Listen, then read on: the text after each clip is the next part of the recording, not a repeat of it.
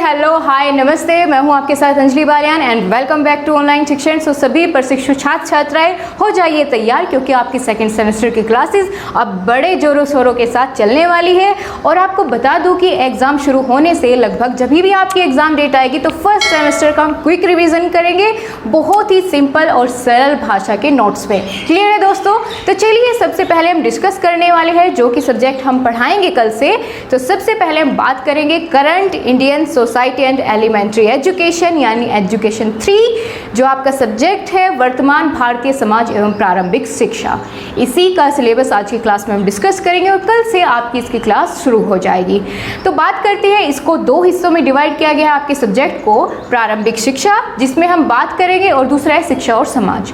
प्रारंभिक शिक्षा के अंदर आपको क्या क्या पढ़ना होगा उसकी बात करें तो शिक्षा की संकल्पना, उसका अर्थ, प्राचीन और अर्वाचीन और इसके महत्व की शिक्षा का आपकी लाइफ में क्या महत्व होता है, यही सभी शिक्षा की परिभाषा, शिक्षक की परिभाषा, ये सभी चीज़ें हमें डिस्कस करनी होगी चैप्टर 1 में। चैप्टर 2 में शिक्षा के उद्देश्य, वर्तमान भारत में शिक्षा के उद्देश्यों को प्रभावित करने वाले कौन कौन से कारक होते हैं, उन सभी को हम डिटेल में और बहुत ही अच्छे से एक्सप्लेन करेंगे। आगे बात करें शिक्षा के प्रकार कितने होते हैं, औपचारिक, अनौपचारिक, दूरस्थ शिक्षा, इन सभी के बारे में हम डिस्कस करने वाले हैं। और चैप्टर वाइज दोस्तों पूरा सब्जेक्ट और पूरा सिलेबस हम इसी तरह से क्या करेंगे, कंप्लीट करेंगे। ठीक है। और आपके लिए मैथ्स के लिए नीलम मैम आपको परमानेंटली आपकी क्लासेस लेगी। तो बात करें शिक्षा के प्रकार हमने डिस्कस कर लिए होगा। प्रारंभिक शिक्षा की पृष्ठभूमि यानी प्राचीन काल में किस तरह की शिक्षा होती थी, गुरुकुल वाली, बौद्धकालीन शिक्षा होती थी प्राचीन काल में, इन सभी को हमने एक्सप्लेन करना है।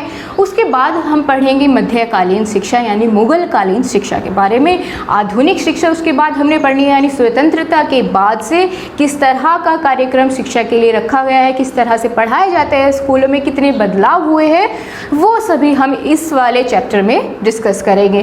प्रमुख शैक्षिक विचारधाराएं एवं विचारक, इन सभी के बारे में एक्सप्लेन करेंगे, जैसे विवेकानंद हुए, रविंद्रनाथ टैगोर, महात्मा गांधी, डॉक्टर राधाकृष्णन, गिरजू भाई बधेका। बहुत इंपॉर्टेंट दोस्तों ये आपके चैप्टर है, क्योंकि आपके एग्जाम में यहाँ से बहुत ज़्यादा क्वेश्चंस बनने वाले हैं। और साथ साथ आपको बता दिया जाएगा पूरा एनालिसिस करके कि लास्ट ईयर्स में कौन से चैप्टर से कितने ज़्यादा क्वेश्चंस पूछे जाते थे। ठीक है, तो साथ साथ हम वो भी एक्सप्लेन करेंगे, तो आपको उसकी भी चिंता नहीं करनी है।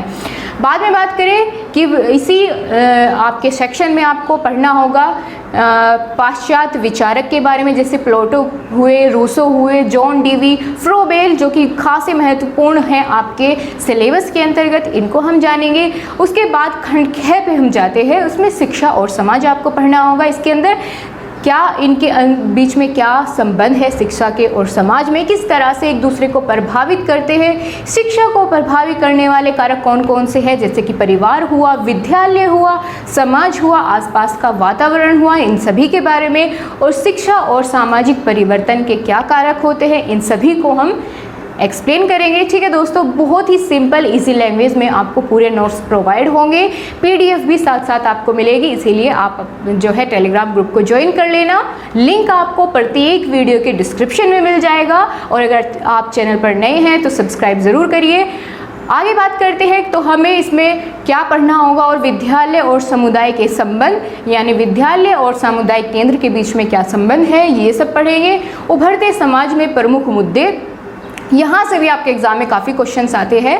ठीक है दोस्तों, फिर उसके बाद क्या पढ़ेंगे हम इसमें, जनसंख्या शिक्षा, उसकी आवश्यकता क्या है, अर्थ क्या होता है, समय अनुसार उसमें क्या क्या चेंजेस आते हैं, वो सभी एक्सप्लेन करेंगे। जातिवाद, अलगाववाद, सांप्रदायिकता, इन सभी के क्या दुष्परिणाम होते हैं आपकी शिक्षा पर, ये सभी हमें पढ़ने होंगे इस सब्जेक्ट के अंदर। पर्यावरण प्रदूषण और पर्यावरण संरक्षण के प्रति जागरूकता, ये आपका चैप्टर इसके अंदर होगा। जल संचयन, ऊर्जा एवं भूमि संरक्षण, भूमंडलीय ताप वृद्धि, ग्लोबल वार्मिंग, इन सभी के बारे में हम जानेंगे। और भूमंडलीयकरण, ये हम पढ़ेंगे। उसके बाद अगला चैप्टर होगा लैंगिक असमानता तथा उसका प्रभाव शिक्षा पर किस तरह से पड़ता है, ये हम पढ़ेंगे। दोस्तों बहुत अच्छे अच्छे आपके टॉपिक्स हैं, बिल्कुल घबराने की ज़रूरत नहीं है, नए ज़रूर है लेकिन टफ नहीं है। ठीक है, आगे बात करें शिक्षा और मानवीय मूल्य, ये आपका जो है टॉपिक होगा। आप देखते चलिए, आपको पूरी PDF मिल जाएगी डिस्क्रिप्शन में आपके सिलेबस की, आप चाहे तो वहाँ से डाउनलोड कर सकते हैं या फिर टेलीग्राम ग्रुप से भी आपको मिल जाएगी। और उसके बाद शिक्षा और मानवीय मूल्य के अंतर्गत हमको इस चैप्टर में पढ़ना होगा मानवीय मूल्य की शिक्षा, अर्थ एवं उद्देश्य, मूल्यों के विकास में परिवार, समाज और विद्यालय की क्या भूमिका होती है ये जानेंगे। राष्ट्रीय और अंतर्राष्ट्रीय सद्भावना की शिक्षा किस तरह से महत्वपूर्ण होती है और लोकतांत्रिक, वैज्ञानिक और तकनीकी दृष्टिकोण का विकास किस तरह से होता है, ये सभी हम इस चैप्टर के अंदर क्लियर करेंगे। ठीक है दोस्तों, तो चलिए आज की वीडियो में इतना ही। कल से आपकी क्लासेस हो गई है शुरुआत, तो अपने नोट्स बनाने के लिए हो जाइए तैयार, अपने कॉपी पेन लेकर क्लास में आइएगा। और हाँ, अगर वीडियो अच्छी लगी है थम्स अप करिए, आप तैयार है सेकेंड सेमेस्टर की क्लासेस के लिए, तो कमेंट बॉक्स में बताइए फटाफट से। Thank you, bye bye, take care.